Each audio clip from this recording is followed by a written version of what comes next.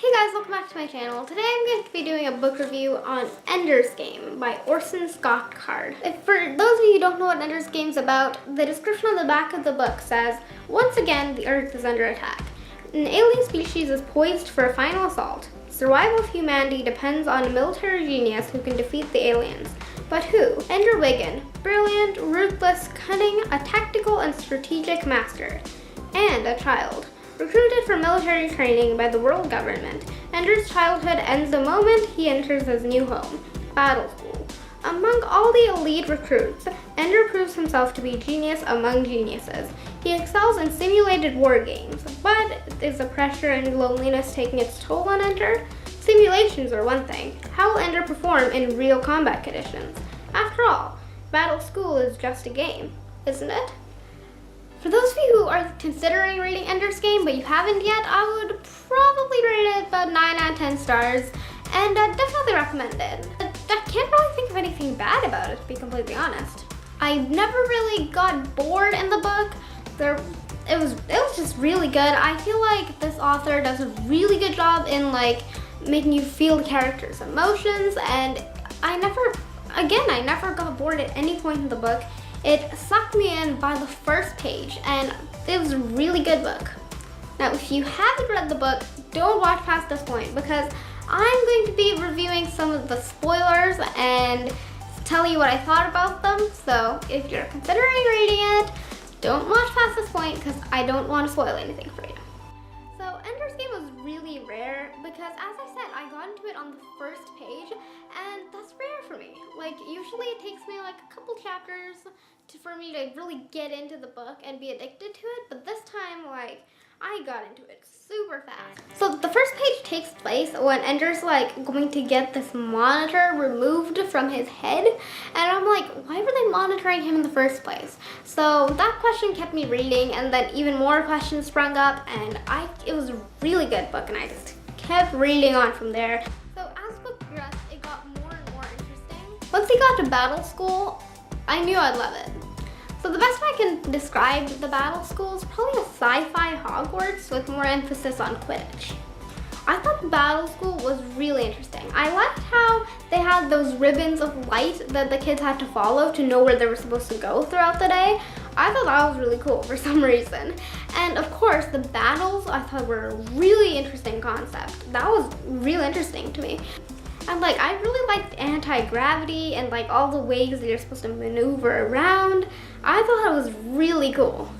But I was really wondering throughout the book, why on earth is that necessary to train kids for war? What does that have to do with training soldiers? That was one of the things that kept me reading. I really wanted to know why that was necessary. Another thing that kept me reading was the mind game. I thought that was really cool. How the mind game uses your mind to create this world. You're supposed to solve all these puzzles with logic and strategy, and how it's the game has a mind of its own. And I could have read an entire book just with that mind game. Another thing I could be reading was the Peter and Valentine parts. I absolutely loved those parts.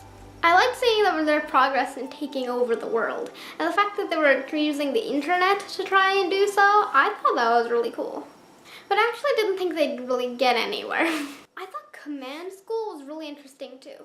I really liked that little plot twist they made when they introduced Mazer Rackham as this mentor character, because the entire book you hear about Mazer Rackham, this young, person who helped to defeat the buggers, and of course he didn't completely defeat them. But he's portrayed as such a hero, and the fact that they brought him in as more of a mentor, I thought that was neat. I also like how they brought back Ender's friends, because I missed them. I really liked his friends.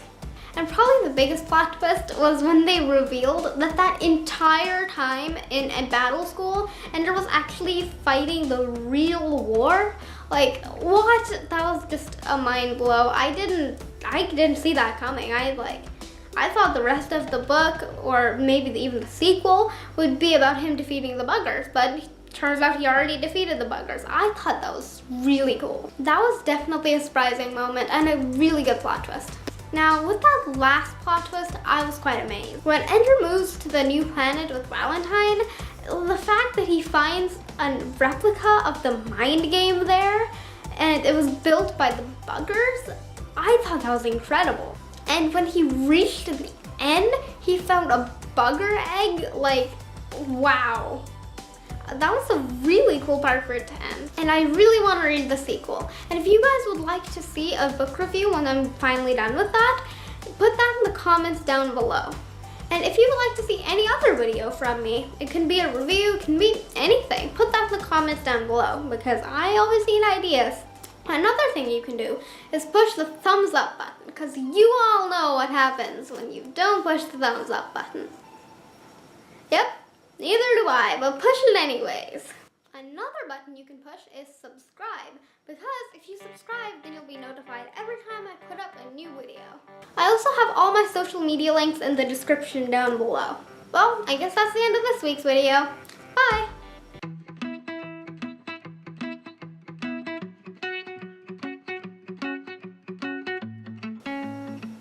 That's why I should have written a script for this part, but I didn't. If you don't know what Ender Games, who can defeat the aliens, but who? Ender winning. For those of you who, so as I said, I didn't say that. And the reason I did was because they were like, I just say like a lot. Well, I say like a lot on camera, like. So Ender's Game was Riri. Ender's Game was Riri. And the reason I was hooked by the first page, that was really fast. And the reason I was hooked by the first page was Ender's Game was like, no, that's not his name. His name is not Ender's Game. So the reason for Ender's Game, yep. So as the book progressed, I got more interesting as I read the book. So the best way I can probably describe Hogwarts. When Ender moved to the new planet with Valentine, he found a replica of the maze. The maze? It's not a maze. When Ender moves to Valentine. When Ender moves to Valentine. And I really want to read the sequel. And if you guys would like me to do a review on the sequel, then put that on the comments. You put that on the comments. So I'm done. That only took half an hour. Wow, that took half an hour. That's sad. Most of it was just me with bloopering. That's the word, bloopering.